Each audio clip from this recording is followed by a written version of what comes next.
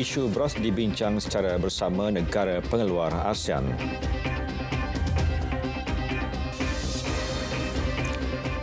Assalamualaikum, salam Malaysia Madani. Berita tengah hari bersama saya, Muhammad Shah Musa. Perbincangan mengenai isu beras akan dibincangkan secara tertutup dengan negara-negara pengeluar beras ASEAN seperti Thailand dan Vietnam. Timbalan Menteri Pertanian dan Keterjaminan Makanan Chan Fung Hing memberitahu ini kerana bukan semua negara ASEAN terkesan dengan isu tersebut. Mungkin di sesi bilateral kita akan bangkitkan seperti contoh kita nak mengeratkan lagi ini hubungan di antara dua negara ini supaya put the priority for the rice export for the ASEAN member states. But itu akan kita buat masa bilateral session. Dia bukan secara umumnya dalam ASEAN.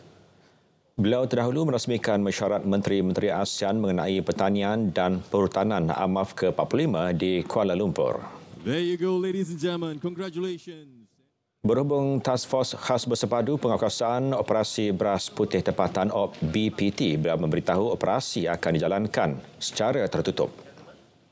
On the domestic front, Malaysia has been a firm supporter of ASEAN's initiative. Kemarin kita baru adakan first meeting lah. Mesyuarat yang pertama untuk finalize ini TOR, Terms of Reference, untuk task force ini, task force untuk koordinasi di antara agensi ini dalam ops bersepadu beras putih tempatan. Dan jawaban saya kepada bila akan bermula itu, kerana ini operasi kan, bila akan bermula, saya tak akan cakap hari ini mula atau hari esok, kerana ini sekarang apa yang kita buat bukan lawatan. Task Force Bersepadu Penguasaan BPT akan mengambil sampel secara rawak pada pelbagai peringkat rantaian pembekalan beras bagi mengesan dakwaan manipulasi label beras tempatan ditukar kepada beras import. Hanya satu kawasan sahaja mencatatkan bacaan Indeks Pencemaran Udara IPU tidak sihat setakat pukul 12 tengah hari tadi.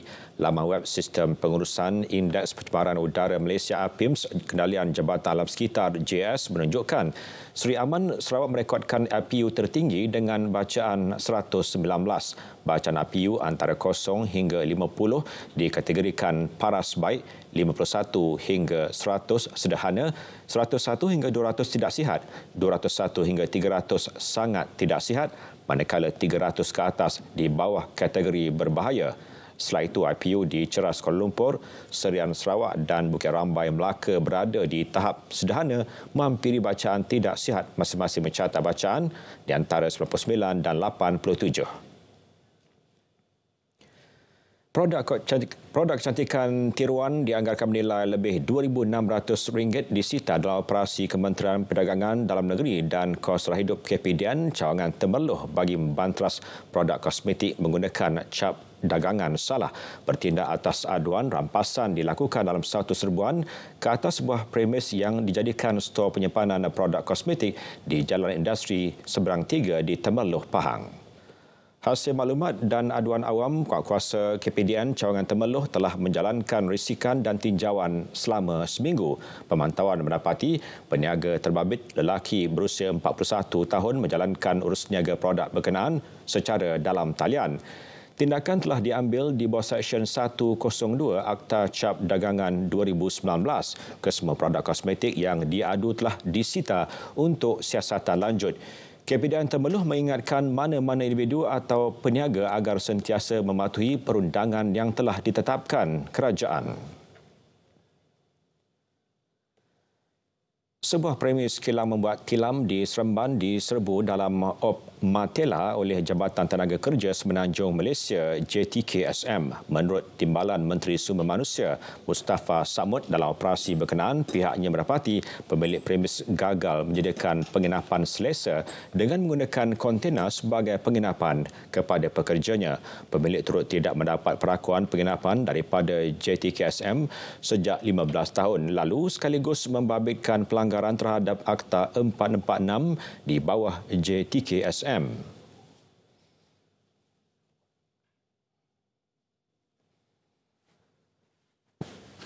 Selain daripada ruang yang panas, tempat-tempat masaknya pun memasak dan mandi tidak diurus dengan baik. Dan ini menimbulkan tidak keselesaan kepada pekerja-pekerja. Jadi kita harap para majikan di sini dan juga yang ada di luar sana mengambil iktibar daripada hasil siasatan dan lawatan ini, dan kita mesti mematuhi akta-akta yang telah digubal dan digariskan supaya kebajikan pekerja kita terjaga. Beliau terdahulu mengetahui Op Matela yang turut sertai Jabatan Keselamatan dan Kesihatan Pekerjaan, Pertubuhan Keselamatan Sosial Perkeso, Perbadanan Tabung Pembangunan Kemahiran dan Majlis Bandaraya Seremban. 13 kontena diperiksa dipercayai digunakan sebagai penginapan kepada 52 pekerja warga asing. 3 kertas siasatan di bawah Seksyen 24 di Akta 446 akan dibuka.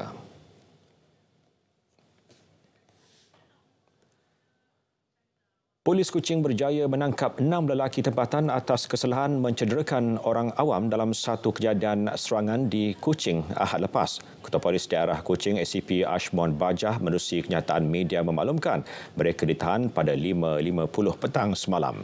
Kesemua suspek mempunyai rekod jenayah lampau dan 5 daripada mereka positif metamfetamin manakala seorang lagi negatif. Suspek ditahan reman hingga 7 Oktober ini bagi membantu siasatan dan kes disiasat di bawah Seksyen 324 Kanun Kesisaan. Dalam kejadian tersebut, suspek dilaporkan menyerang seorang orang awam di kawasan parkir sebuah hospital swasta di Kuching sekitar jam 7 malam. Laporan polis telah dibuat oleh mangsa, seorang lelaki tempatan yang mendakwa diserang menggunakan sebilah pisau sebaik selesai membawa anaknya menerima rawatan. Mangsa mengalami kecederaan di kepala.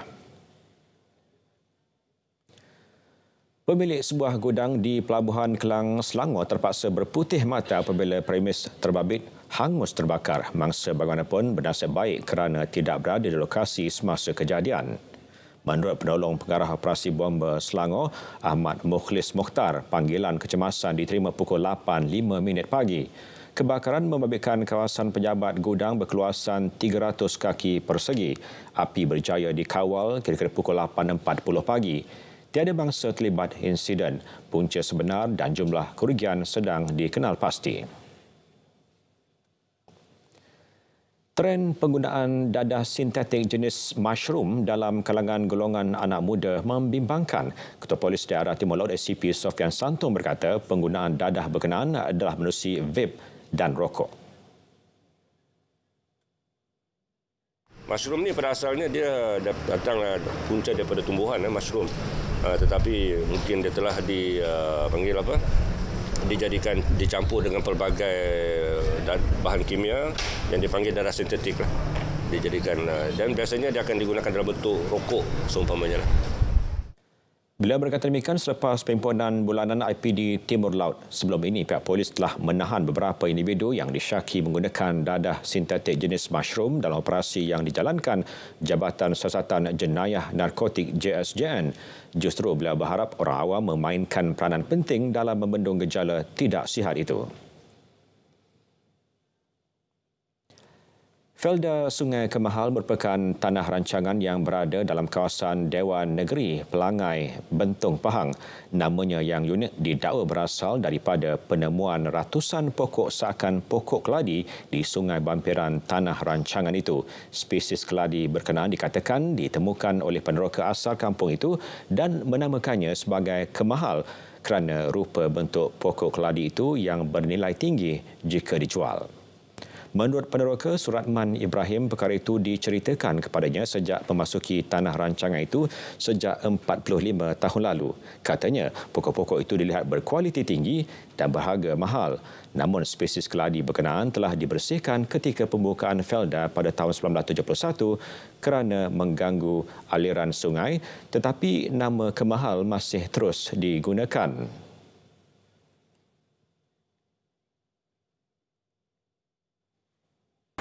Orang generasi pertama tu yang datang tu memang masa tu masih banyak hutan lagi. Tak clear lagi lah maknanya. Jadi maknanya apa saja yang ada di sini boleh jadi idea kepada orang lain tu lah. Jadi itulah sebabnya nama mahal tu. Kampung ini juga terletak di bawah pengurusan Felda iaitu di dalam Felda wilayah Mempaga. Perkampungan itu dibuka sepenuhnya pada tahun 1969 dan pelbagai infrastruktur telah disediakan secara berperingkat bagi kemudahan penduduk. Semua warga Batalion Pasukan Regimen Askar Melayu Diraja RAMD perlu sentiasa bersatu padu dan mengambil langkah sederap menghormati kesucian panji-panji regimen. Sultan Kedah Sultan Salahuddin Badri Shah bertitah ia sejajar dengan perkembangan senario peperangan yang dinamik dalam pelbagai dimensi. Justru semua batalion dalam pasukan itu perlu memantapkan kesatuan, meningkatkan kesiapsiagaan keupayaan tempur bagi mempertahankan kedaulatan agama, bangsa dan negara.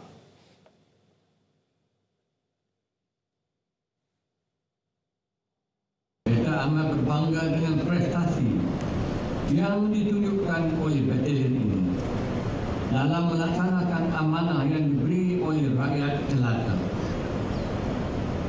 Sehubungan ini, kita menaruh sepenuh kepercayaan bahawa batalion ini akan terus dapat mengekalkan keyakinan tersebut. Kotakanlah ikrar yang anda lafazkan pada hari ini agar Malaysia tetap dipelihara dari sebarang ancaman petualang negara. Sultan Salahuddin bertitah demikian selepas menyempurnakan istiadat penganugerahan Panji-Panji Regimen Batalion ke-23 RAMD di Dataran Panglima Tentera Darat Kem Perdana Sungai Besi. 76 minit tanpa henti. 76 minutes non-stop.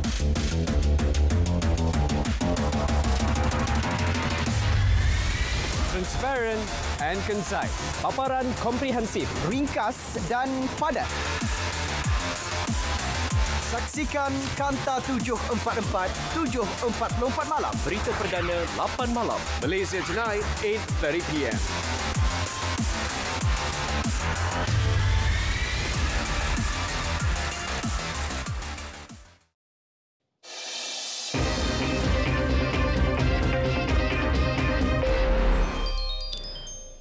Beralih ke info niaga, Bursa Malaysia dibuka rendah hari ini berikutan tekanan jualan dalam saham wajaran tinggi terpilih. Indeks FBM KLCI susut 3.58 mata kepada 1,416.43 mata setakat pukul 12.20 tengah hari tadi.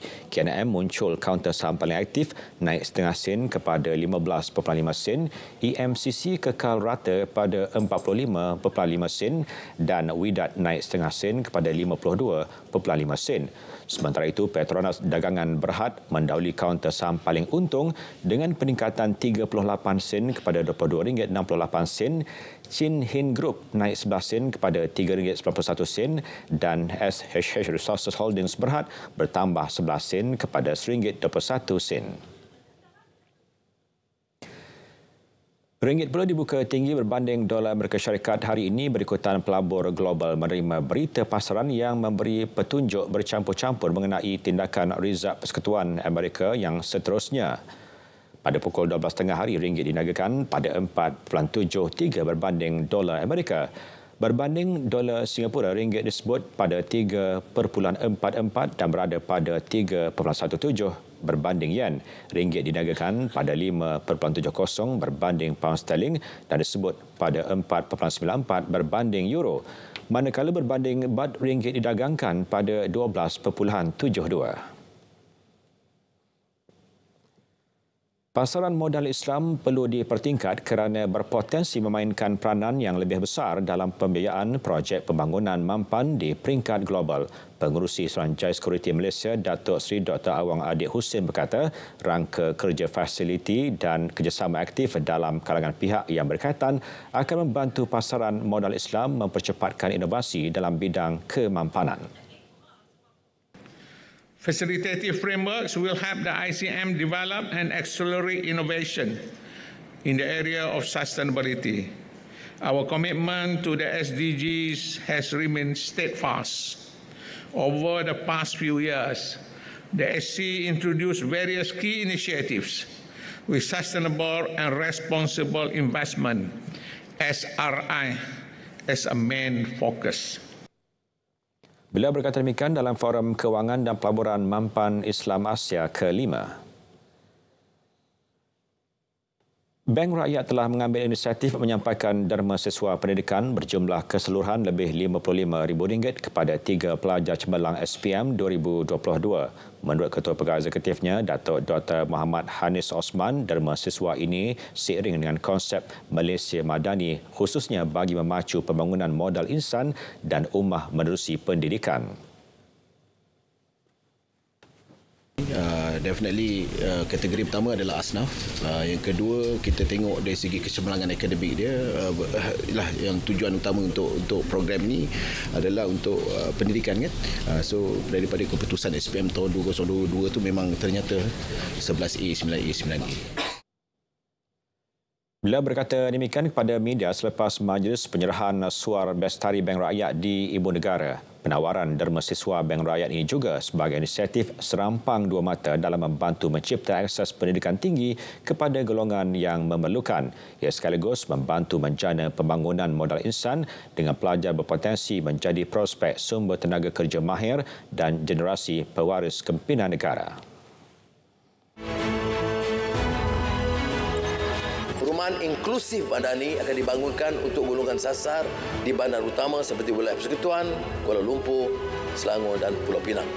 Pembinaan ini melibatkan 800 unit rumah dengan pelbagai saiz, ruang lantai bagi menampung keperluan golongan sasar yang berbeza. Tumpuan juga diberikan untuk meneroka potensi perkampungan persaraan yang inklusif.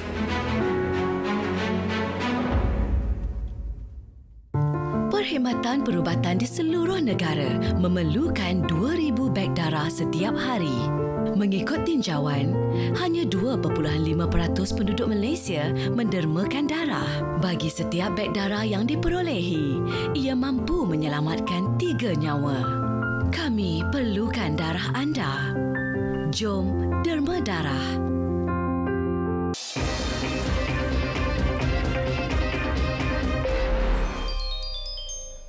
Perkembangan luar negara, tiada rakyat Malaysia terbabit dalam insiden tembakan di pusat beli belah di Bangkok semalam. Kementerian Luar Negeri melalui Kedutaan Besar Malaysia di Bangkok mengesahkan bahawa setakat ini tiada rakyat Malaysia yang dilaporkan terlibat dalam insiden tembakan rambang di Siam Paragon Mall, Bangkok, Thailand.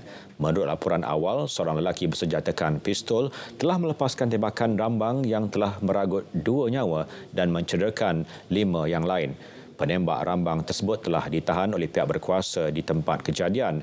Menerusi kenyataan rasmi yang dikeluarkan Wisma Putra, Kedutaan Besar Malaysia di Bangkok juga sedang berhubung rapat dengan pihak berkuasa tempatan untuk mendapatkan perkembangan terkini mengenai insiden tersebut. Sementara itu, remaja lelaki 14 tahun yang terlibat dalam insiden tembakan itu disyaki mempunyai masalah kesihatan mental. Ketua Polis Thailand, Torsak Sukvemol berkata suspek sedang disiasat oleh unit jenayah kanak-kanak Polis Thailand. Suspek merupakan remaja lelaki bawah umur telah ditahan pada Selasa bagi tujuan siasatan motif kejadian. Suspek ditahan kurang sejam selepas tembakan pertama dilaporkan.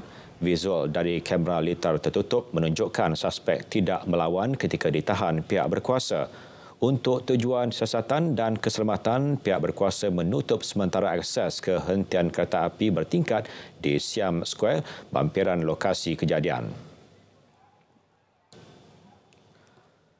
Kurang dari 24 jam sejak penduduk di Victoria, Australia dipindahkan akibat kebakaran belukar, pihak berkuasa tempatan beri satu lagi amaran berlakunya banjir. Menurut Biro Kaji Cuaca Australia, banjir kilat dijangka berlaku sepanjang petang hari ini di Timur Laut Victoria. Hujan lebat itu dijangka menyebabkan paras air sungai naik di wilayah tenggara Australia itu. Sejak beberapa hari lalu, hujan lebat turun di beberapa bahagian wilayah itu di mana kira-kira 17,000 hektar tanah terbakar sejak semalam. Beberapa kawasan di wilayah tersebut menerima hujan sehingga 150 ml, hampir 8 kali ganda jumlah purata wilayah itu pada September. dalam tempoh 48 jam akan datang, banjir kilat akan menjadi risiko utama. Hujan berlaku di berikutan musim bunga di Australia yang kering yang bermula pada September. Bekas Speaker Dewan Perwakilan Amerika Syarikat yang disingkirkan, Kevin McCarthy, mengumumkan beliau tidak akan bertanding jawatan itu lagi. Dalam sidang medianya, beliau berkata akan meminta Dewan Perwakilan itu memilih calon lain. McCarthy menambah bahawa negara itu terlalu hebat untuk cita-cita kecil 8 Republikan yang mengundi bersama Demokrat untuk menggulingkannya. Beliau berkata beliau akan meneliti keadaan sama ada untuk kekal dalam Kongres. McCarthy merupakan speaker pertama disingkirkan menerusi usul yang dikemukakan perwakilan. Usul untuk mengosongkan kerusi berkenaan dibuat Matt Gaetz, perwakilan dari Florida. 216 mengundi menyokong beliau disingkirkan berbanding 210 menentang. Tiada pengganti speaker dinamakan setakat ini. Aplikasi TikTok akan menghentikan urus niaga menerusi platformnya di Indonesia berkuat kuasa hari ini. Ia susulan larangan baharu negara tersebut terhadap perdagangan e-dagang di media sosial. TikTok yang dimiliki syarikat China ByteDance menjelaskan ia akan berunding dengan kerajaan Indonesia tentang rancangannya pada masa akan datang. Kerajaan Indonesia menyatakan larangan yang dikuatkuasakan pada minggu lalu bertujuan melindungi pasaran dan pedagang yang menjalankan perniagaan offline atau di luar talian. Sebelum ini, TikTok berjanji untuk melabur berbilion dolar di Asia Tenggara, terutamanya di Indonesia bagi beberapa tahun akan datang dalam usaha untuk mendorong penubuhan platform e-dagangnya TikTok Shop. Syarikat itu mempunyai 125 juta pengguna aktif setiap bulan di Indonesia. Urus niaga e-dagang di Indonesia pada tahun lalu secara keseluruhan bernilai hampir 52 bilion dolar Amerika dan 5% disumbangkan oleh TikTok.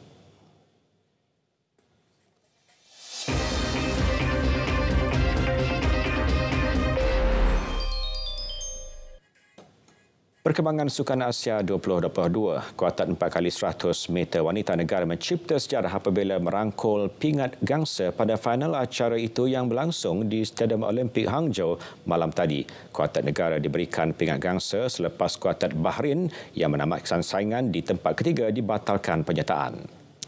Menurut keputusan rasmi, kuartet Bahrain dibatalkan penyertaan susulan membuat lepasan baton di luar zon pertukaran. Terdahulu, kuartet negara yang terdiri daripada Azrin Nabila Alias, Zaidatul Husniah Zulkifli, Nur Afrina Batrisha dan Sherin Samson Valaboy menampilkan larian bertenaga untuk mencatat masa 45.01 saat untuk menamatkan saingan di tempat keempat. Kuartet China memenangi emas selepas menjadi yang terpantas melepasi garisan penamat dengan catatan 43.39 saat. Sementara Thailand membawa pulang perak selepas merekodkan 44.32 saat. Kali terakhir, kuartet 4x100 meter wanita negara meraih pingat di pentas Sukan Asia pada tahun 1966 Bangkok, Thailand. Pingat gangsa diperoleh menerusi kuartet Mary Rajamani, Cheryl Dorrell, Jacqueline Kleinman, Rajimah Sheikh Ahmad. Bagi kuartet 4x100 meter wanita negara, mereka seakan tidak percaya apabila dinobatkan sebagai pemenang pingat gangsa. Menceritakan detik selepas perlumbaan, pelari pecut senior Zaidatul Husniah Zulkifli berkata pada mulanya mereka pelik apabila keputusan rasmi mengambil masa yang agak lama untuk dikeluarkan. Alhamdulillah, kami pun memang sangat terkejut dengan bronze medal ni sebab kami tak expect yang Bahrain boleh batal tadi. Jadi masa tu memang sebelum keputusan keluar yang betul-betul, kami ditahan tau kat tempat bag punya tempat. So kami rasa macam, betul ke? Tiba-tiba Bahrain datang, wish kami congrats. So kami macam terkejut lah kat situ. Sangat happy lah sebab kami tak expect pun yang kami boleh dapat bronze. So ni orang cakap bronze terkejut ke.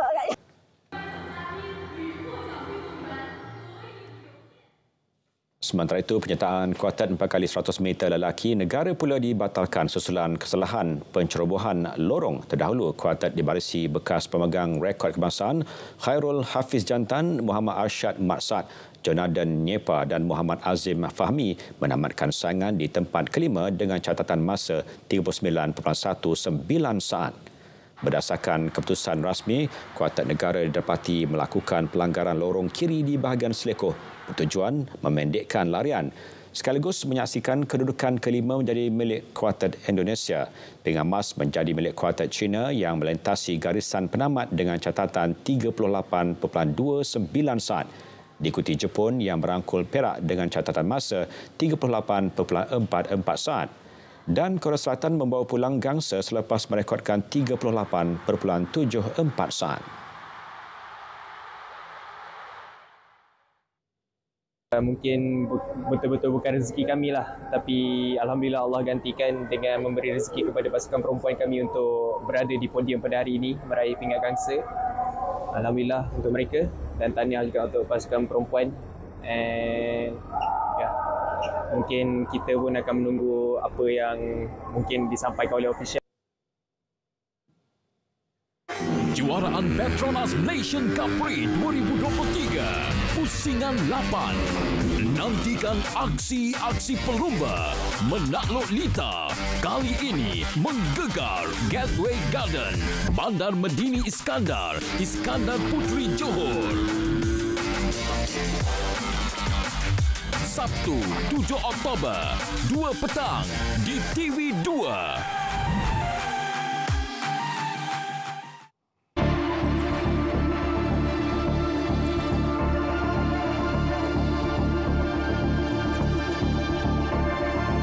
Semalam, pasukan Biar Betul menerima satu tangkap layar kononnya orang ramai terpaksa berbaris panjang untuk mendapatkan stok beras.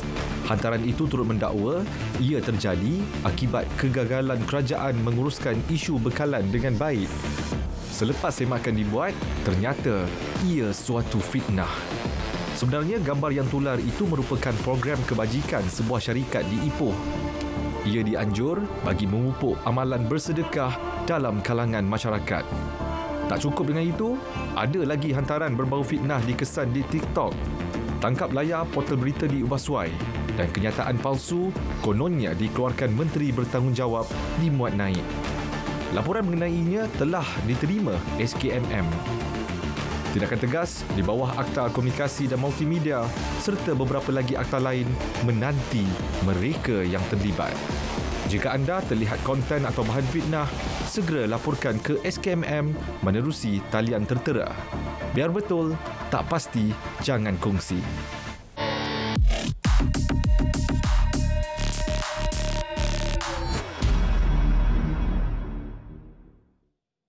Berita tengah hari berakhir di sini. Saya Muhammad Shah Mirza, Malaysia Madani, TK Perpaduan, Penuhi Harapan. Assalamualaikum.